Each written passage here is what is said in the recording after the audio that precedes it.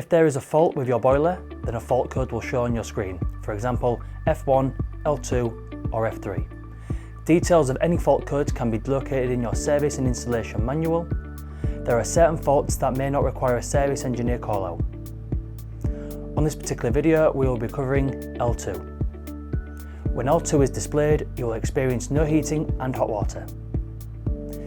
There are a few things that you could try at home to clear the fault to resume your heating and hot water.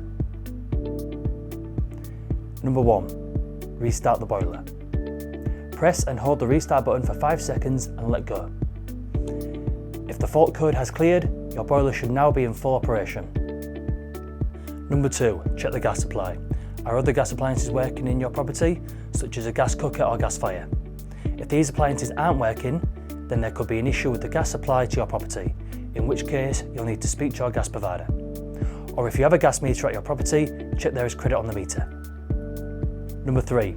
Check your gas isolation tap on the pipework underneath the boiler is in the vertical position.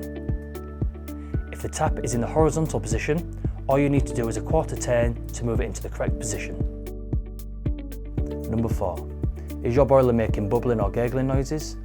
This could mean that your condensate pipe that runs underneath your boiler and outside of your property into a main drain or soakaway could be blocked or frozen. If the temperature outside is freezing, then you can run warm water over the condensate pipe to defrost the water, allowing your boiler to fully operate again. Please note, you may need to restart your boiler again for this to occur.